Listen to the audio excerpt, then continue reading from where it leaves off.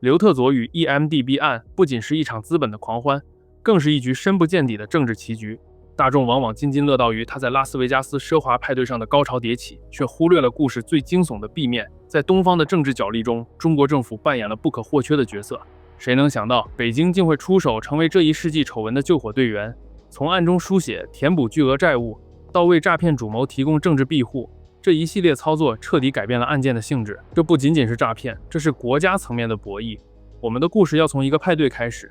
2012年11月4日，维加斯帕拉佐酒店顶层笼罩在炫目的霓虹和灿烂的烟火中，仿佛一场巨星演唱会。可实际上，这只是一场私人生日派对，却奢华到令人啧舌。嘻哈天王肯爷与金卡戴珊挽手出现，灯光扫过，还能瞥见几张华尔街银行家的脸孔。中东王室富豪与好莱坞巨星觥筹交错，人人对今晚的主人毕恭毕敬。那时金融危机余波未了，唯独这位神秘富豪依然出手阔绰，资金无上限。这一晚的花销起码几百万美元。派对真正的主角是一位相貌平平、略显羞涩的刚满31岁的马来西亚华裔刘特佐。他戴着眼镜，满面红光，在舞池边局促穿梭，不停低声询问宾客是否尽兴。今晚的香槟还合口味吗？寿司够新鲜吗？他努力照顾每个人的感受，唯独淡化自己的存在。然而即便性格木讷，刘特佐还是用金钱征服了今夜的赌城。他的座上宾除了卡戴珊夫妇、小李子等当红明星，还有高盛银行家蒂姆·莱斯纳和阿布扎比主权基金高管阿莫·巴达维等政商大佬。后来曝光的资料显示，当晚所有开支皆由一个马来西亚国家基金暗中埋单。这场史上最昂贵的生日宴将刘特佐送上了纸醉金迷的巅峰。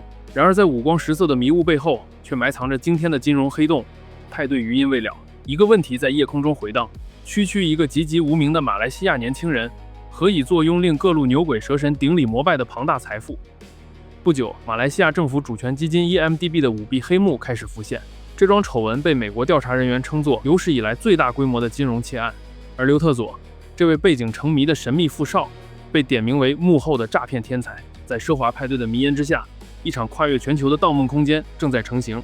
从吉隆坡到华尔街，从中东产油国到好莱坞，再从新加坡辗转到北京，权贵、明星、银行家纷纷卷入其中。刘特佐究竟是谁？他如何在20几岁便编织起横跨半个地球的贪腐之网，鲸吞数十亿美元的巨款？而当东窗事发后，他又是如何利用复杂的外交和金融网络逃亡中国，并长期逍遥法外？接下来，我们将层层揭开刘特佐魔幻人生的面纱。故事要从上世纪80年代的马来西亚说起。1981年，刘特佐出生于马来西亚槟城，一个富裕的华人家庭。父亲刘福平是银行家，封过拿督，在当地颇有人脉。刘家虽称不上顶级豪门，但也算殷实富足。少年时代，刘特佐被送往博呱呱同学的母校英国哈罗公学念书，在精英云集的校园中结识各国贵胄子弟，其中包括中东王室成员。刘特佐天资聪颖，却并非埋头苦读的书呆子。他很早就展现出非凡的社交手腕和野心，深谙抱大腿的艺术，懂得用小恩小惠结交比自己更有权势的人。他会自掏腰包举办奢华周末派对，邀请中东富豪同学畅玩，把自己包装成人脉广泛的豪门中介人。这些投资很快见了效。刘特佐进入美国宾夕法尼亚大学沃顿商学院深造时，已在上流圈子打下基础。大学尚未毕业，刘特佐就开始利用他的人脉网编织财富梦。他瞄准家乡马来西亚与中东资金对接的商机，撮合中东富豪投资马来西亚项目，从中抽取佣金。2007年，年仅26岁的刘特佐就靠这种关系生意挣得了人生第一桶金。当时他引荐中东石油资本参与马来西亚伊斯干达经济特区的土地收购，自己幕后操盘，低买高卖。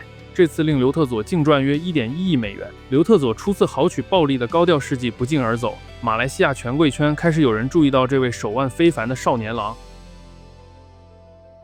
2009年是刘特佐命运的转折点。那一年，马来西亚政坛风云骤变，政治世家出身的纳吉布出任第6任首相。不久，雄心勃勃的纳吉布宣称要成立主权财富基金，用投资带动国家发展。他主导接管了由登嘉楼州小型基金改组而来的一个马来西亚发展有限公司 EMDB， 并亲自担任该基金的顾问委员会主席。初涉金融圈的纳吉布需要一位既懂资本运作，又能为其家族秘密筹措巨额资金的高人辅佐。就这样，刘特佐以一种隐秘军师的身份悄然走进了首相府。刘特佐早些年已与纳吉布一家攀上关系，在英国留学时，他结识了纳吉布的继子李扎。通过李扎这层关系，刘特佐逐渐打入纳吉布家庭圈，这为他日后在政府高层牵线搭桥埋下伏笔。在纳吉布主导下 ，EMDB 基金迅速膨胀，政府高调宣称将通过环球投资为民造福，实际上却暗流汹涌。刘特佐凭借对首相一家的影响力，在 EMDB 成立最初几年，主导与中东投资者的一系列复杂跨国交易。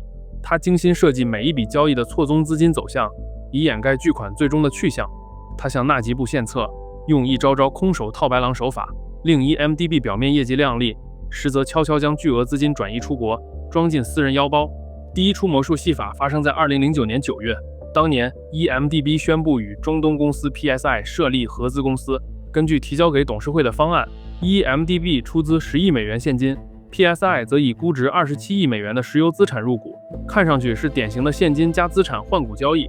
真正的戏法藏在合约细节里。合资协议中写明 ，PSI 事先向合资公司提供了一笔7亿美元的股东贷款，而 EMDB 的10亿美元出资到账后，必须立即拿出其中7亿归还这笔所谓的贷款。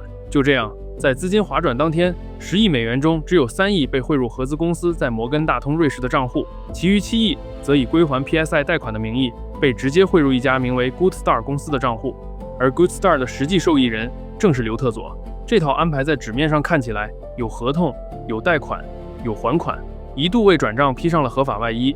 监管机构与往来银行同样被误导。EMDB 管理层向银行声称 Good Star 属于 PSI 集团，向央行申报的则是对合资公司的投资汇款。多重包装和谎报，使这笔本质上被挪用的资金瞒天过海，稳稳落入了刘特佐手中。此后几年里，他如法炮制，把 EMDB 变成了任人宰割的提款机。2012年至2013年间，刘特佐导演了更大规模的魔术。EMDB 以投资能源项目为名，通过美国高盛集团先后发行了3批债券，总计筹资高达65亿美元。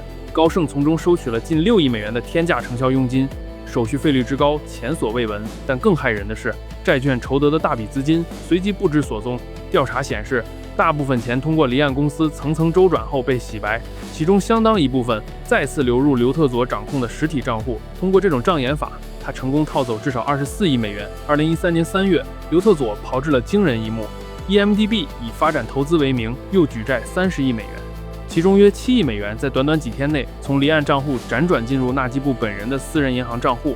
这便是日后震惊马来西亚的纳吉布账户6.81亿美元巨款事件。当时纳吉布对外谎称这笔钱是中东王室赠予的政治现金，但事后证实，它直接来自刘特佐盗取的一码资金。就这样，刘特佐不仅中饱私囊，还暗中替纳吉布等权贵输送利益，把马来西亚最高领导层牢牢绑上自己的战车。短短几年间，刘特佐通过 EMDB 劫掠的资金规模非常大。美国与马来西亚的联合调查显示，至少有45亿美元资金在2009年至2014年间被刘特佐等人非法侵吞。马来西亚官方后来估计，尚有约43亿美元去向不明。这起 EMDB 丑闻俨然成为史上最大金融丑闻之一，震撼了国际社会。然而在2014年之前，这出戏在马来西亚国内几乎神不知鬼不觉，国家审计报告被列为机密，媒体晋升，监管失灵，任由刘特佐予取予求。骗局之所以能瞒天过海，一个重要原因在于刘特佐精心编织了跨国洗钱网络。他利用空壳公司、离岸信托和对敲账户，将资金层层过账，隐匿来源与去向。在英属维京群岛、开曼群岛、新加坡、瑞士、美国，他注册了大量空壳公司，名称往往与合作方或官方机构极为相似，迷惑银行的尽职审查。再加上多国银行都争抢这位能带来天量存款的大金主，纷纷选择睁只眼闭只眼。除了瑞士多家私人银行外，新加坡的瑞意银行、BSI 银行、美国的摩根大通和德意志银行等都卷入其中。不过，再精妙的骗局也有填不满的黑洞。随着刘特佐不断从 EMDB 抽血，这家基金表面风光，实则空心，不得不借新债还旧债来维持表面运营。后面分赃不均引发的内讧开始显现。早在2010年，参与早期 PetroSaudi 骗局的合伙人就察觉危机， EMDB 被掏空了10亿美元，要补上这个窟窿谈何容易。合伙人们开始担心刘特佐玩砸后拖所有人下水，私下通信中甚至商量要让刘特佐承担全部责任以保全他人。可见这场世纪骗局的内部早已埋下互相猜忌的种子。但刘特佐依然豪赌自己能不断拆东墙补西墙，不露破绽。他仗着纳吉布的庇护，在马来西亚国内几乎有恃无恐，偶有反对党议员和媒体提出质疑，也被当局迅速压制下去。在肆无忌惮的吸金同时，刘特佐将巨额赃款挥霍得淋漓尽致，打造出一个灯红酒绿的奢华帝国。首先是房地产，刘特佐对全球顶级豪宅情有独钟，挥金如土的在各大都市收购房产。在纽约曼哈顿时代华纳中心，他豪掷3000万美元购入俯瞰中央公园的顶层公寓；在洛杉矶比弗利山，他买下价值3900万美元的带泳池山顶豪宅。香港、新加坡、曼谷也都有他投资的豪华物业。这些房产有的供其偶尔宴客之用，多数时候空置着。更重要作用是充当资产载体，方便将黑钱洗为不动产藏匿起来。刘特佐更大的兴趣在游艇、飞机和艺术品上。他斥资约2.5亿美元定制了一艘超级游艇平静号，长达91米，内饰大量黄金和大理石，堪称海上皇宫。平静号配备直升机坪、按摩浴池这些顶级设施，常年停泊在世界各大度假胜地。除了游艇，他还购入多架私人飞机，随时接送明星好友，飞赴各地狂欢。光供他租赁使用的私人飞机，每月就烧掉数百万美元。在艺术品收藏方面，刘特佐更是出手阔绰，他豪掷上亿美元购买毕加索、莫奈、梵高等大师的名画，在顶级拍卖会上频频以神秘买家身份出现。这些艺术珍品不仅供他个人把玩，更被视为洗钱的巧妙手段，将现金换成名画珠宝，转移到安全地方储藏。刘特佐用赃款购得的大量艺术品最终被悉数追缴，包括毕加索油画、莫奈睡莲系列和一座马龙白兰度的奥斯卡小金人等。最引人注目的还是刘特佐对好莱坞名流圈的渗透，他热衷结交影视明星、超级名媛，通过金钱攻势建立自己的明星朋友圈。刘特佐的得意之作之一，便是暗中资助自己的朋友纳吉布的继子里扎阿齐兹在好莱坞成立红岩影业，并以幕后金主身份投资，拍摄了名导马丁斯科塞斯的《华尔街之狼》。这部揭露金融骗子纸醉金迷生活的电影，恰与刘特佐的真实行径神契合。作为回报，刘特佐与影片男主角莱昂纳多·迪卡普里奥结为密友，经常一起开趴畅玩。他曾豪气送给小李子收藏界梦寐以求的礼物，上面说的已故影星马龙·白兰度当年捧得的小金人讲座，以及毕加索的真迹名画。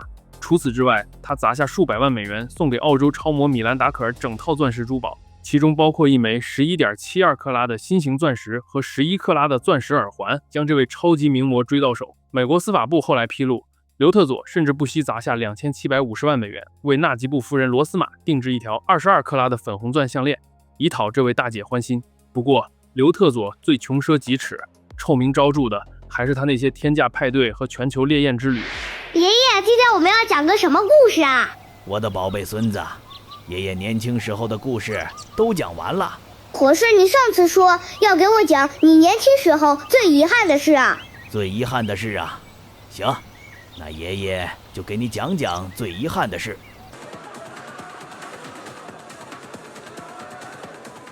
那是再普通不过的一个夜晚，我和平时一样在酒吧里消磨时间，一样的灯红酒绿，一样的纸醉金迷，让我感到了有些厌倦。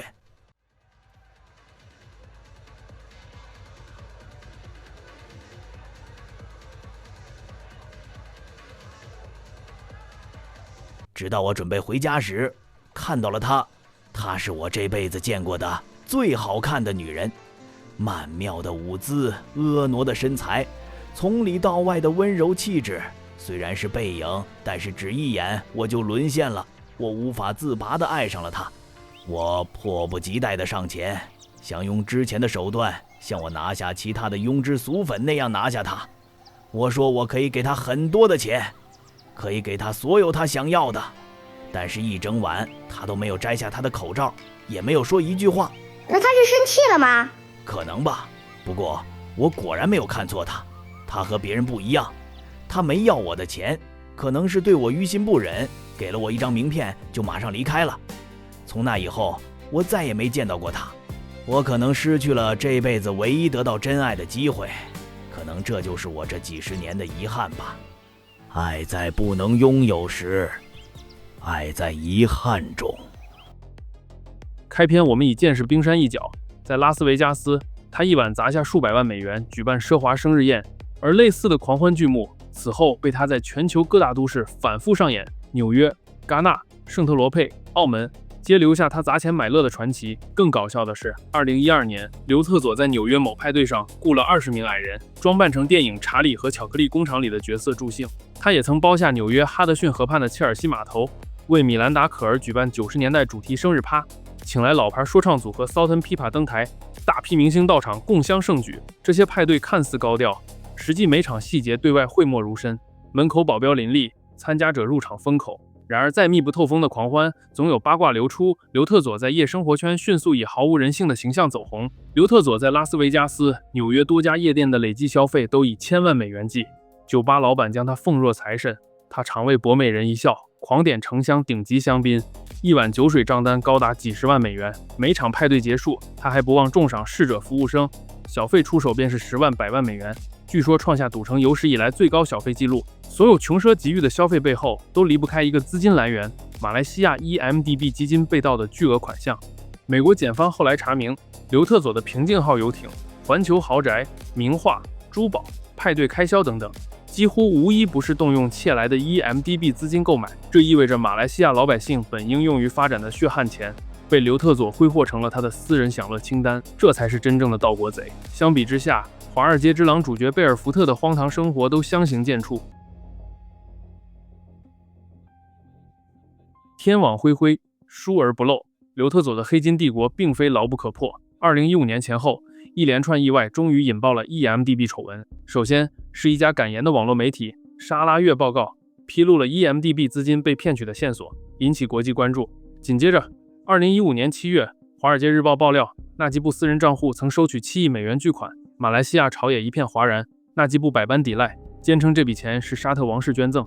然而民众并不买账，要求彻查 EMDB 的呼声高涨。当年下半年，纳吉布悍然开除质疑他的副总理和检察长，任命亲信封杀调查，以强硬手段暂时稳住阵脚。但此举无异于欲盖弥彰，只让更多人相信一马公司出了大问题。与此同时，国际执法机关开始行动，新加坡、美国、瑞士等纷纷就 EMDB 相关洗钱活动展开调查。新加坡率先采取措施，多名涉案银行高管被捕。高盛新加坡分部被吊销牌照，瑞银银行、BSI 银行因违反反洗钱规定遭到重罚。美国司法部则于2016年依据反海外腐败法对刘特佐提起民事诉讼，冻结其在美资产，包括豪华房产、私人飞机、艺术品，还有那个《华尔街之狼》电影的收益。马来西亚方面，在纳吉布政府垮台后，加紧追责，对刘特佐发出通缉令。在内外交困的压力下，刘特佐从2015年起变得格外低调，行踪开始诡秘。他最后一次公开露面是在2015年底的泰国普吉岛，此后便从公众视野中消失，转入长期潜伏。纳吉布政权末期试图与刘特佐切割， EMDB 董事会成员相继辞职，一些官员私下把罪责全推给刘特佐，然而法网难逃。2018年5月，马来西亚大选爆出冷门，执政已近60年的纳吉布政党被92岁高龄的前总理马哈蒂尔领导的反对派击败，终结了61年的国民阵线的执政。纳吉布黯然下台，新政府誓言彻查 EMDB， 重启对刘特佐的全球追击。听闻这一消息，刘特佐惊恐万分。大选结果公布当晚，他就紧急召集家人和亲信在澳门碰头，商讨脱身之策。他深知自己苦心经营的保护伞坍塌了，曾罩着他的纳吉布完蛋，而马哈蒂尔政府必将穷追猛打，将其绳之以法。刘特佐的亡命生涯由此揭开序幕。刘特佐出逃后，一度在东南亚各国辗转，他持有多本不同国家护照，不停更换身份。2018年5月，政权更迭的混乱中，他先躲入泰国，随后很快现身澳门。马来西亚警方迅速锁定他的行踪，发现他曾出现在澳门一家豪华酒店。然而，当马方请求协助缉捕时，却碰上一堵无形高墙。澳门特区政府以各种借口拖延，最终声称刘特佐已离开澳门。马来西亚当局将目光投向澳门背后的主导者中国大陆。随着马哈蒂尔政府上台，中马之间展开了一场微妙的外交博弈。众所周知，中国与纳吉布政府在经济上关系密切。2018年8月，马哈蒂尔访问中国时，公开要求中方协助引渡刘特佐，但由于中马之间并无引渡条约，中国政府的回应含糊其辞。马哈蒂尔访华后不久，他便果断叫停了前朝与中国签订的总额超过200亿美元的基建合同，包括东海岸铁路和2项天然气管道工程。这些项目被怀疑大幅灌水，超出合理成本的巨款被挪用，填补 EMDB 债务黑洞。马哈蒂尔的强硬让北京大感头疼。一旦这些黑幕被彻查公开，中国方面某些见不得光的角色将浮出水面。面对马方咄咄逼人的追讨，北京一方面矢口否认窝藏刘特佐，但实际却对其网开一面。2019年年初，《华尔街日报》爆出猛料，早在2016年纳吉布政府与中国官员密商时，中方曾提出用其影响力试图说服美国等国停止调查 EMDB 丑闻，甚至提议对《华尔街日报》驻港记者进行监控窃听，以摸清调查刘特佐报道的信息来源。作为交换，马来西亚同意给予中方在马来西亚境内更大经济和安全利益，包括批准中国军舰可以停靠马来西亚港口，并向中企输送巨额基础设施合同。更惊人的是，《华尔街日报》报道，他们找到一份当时中马谈判的会议记录，记录显示，中国官员当时清楚知道 EMDB 存在巨额资金漏洞，并同意通过提高项目合同报价的方式，暗中填补这一窟窿。换言之，中国提出用高价“一带一路”基建项目变相买单 EMDB 债务，而马国则以主权利益相抵押促成交易。据会议纪要记载，马方请求中国国企承接项目时直接承担约47.8亿美元的 EMDB 债务，后来又提议由中企以工程款形式间接支付，替 EMDB 还债。中方起初担心如此操作会在财报上过于显眼，但负责接洽的中国国务院国资委主任肖亚庆表示，他已取消在北京的所有重要行程，赶来与马方会晤。显然，从最高领导层开始，北京早已将刘特佐案纳入了外交棋局的一部分，不愿看到一马丑闻拖垮自己的老朋友纳吉布，从而危及中国在马来西亚的巨大利益，所以才有高层点头，由中方出手救场。会后不久，纳吉布果然在2016年下半年访问中国期间，火速签署了总值达340亿美元的铁路、管道等项目合同，全部交由中国国企承建，并由中国国家银行提供融资。其中规模最大的 ECRL 铁路项目合同高达160亿美元，而马方后来评估其真实造价只需约72.5亿美元，意味着合同价被足足抬高1倍多。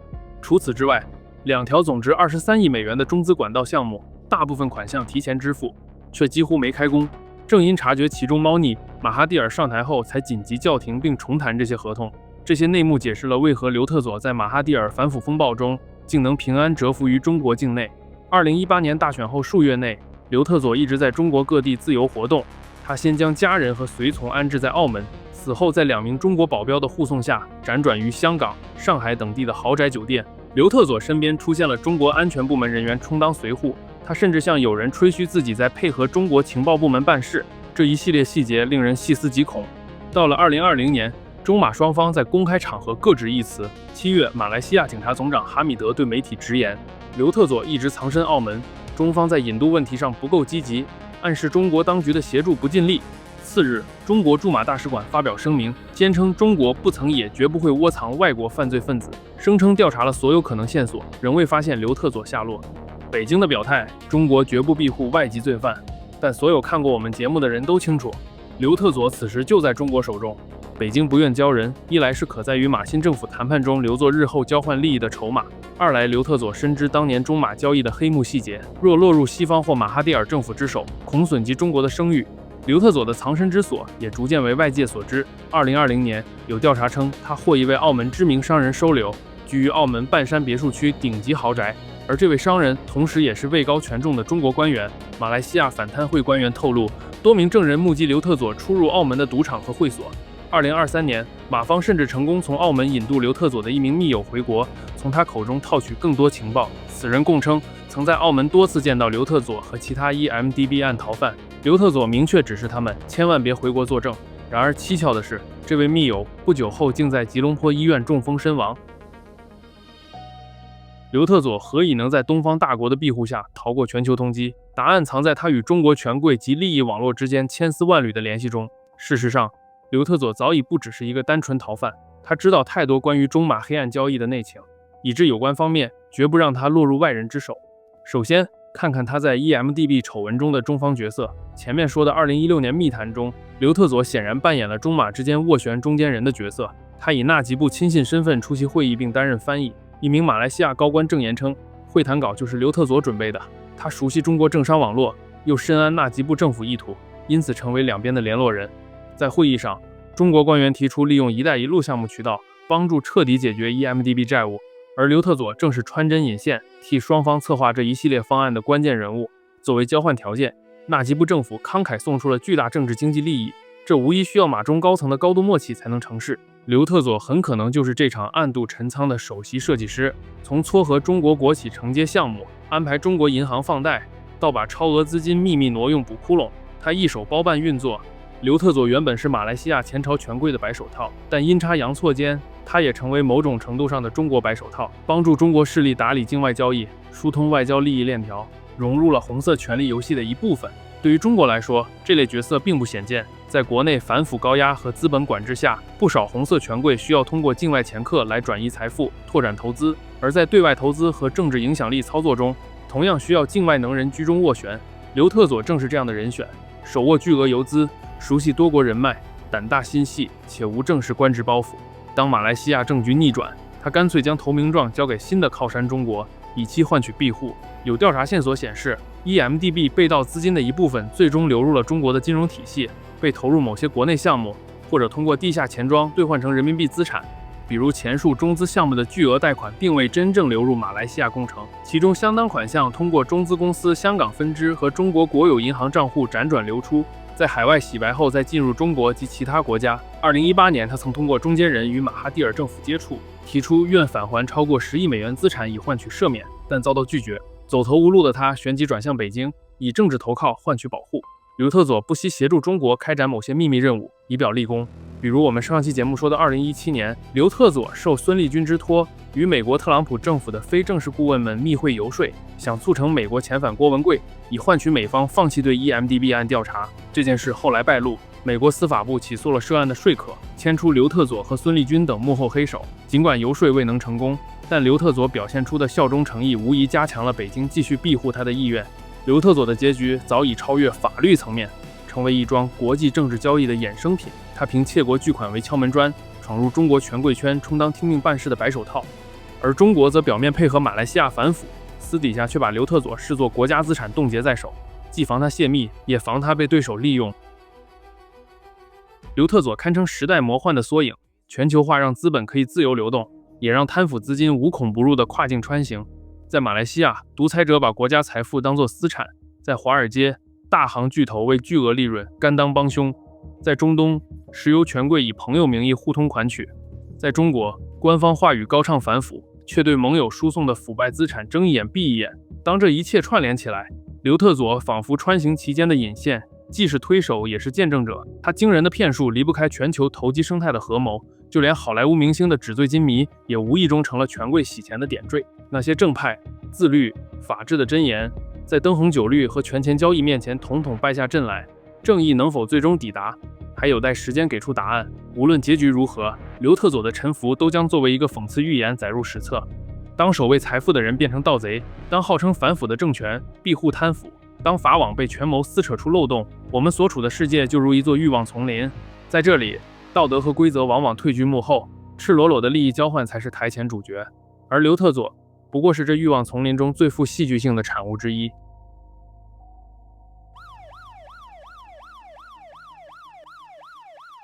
好好搜，不要放过任何一个角落，一定要给我查出来，刘特佐到底跑到哪去了？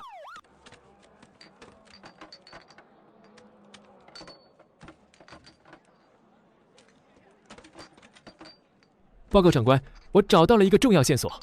我刚找到的这个本，长官你看，上面写的是中文。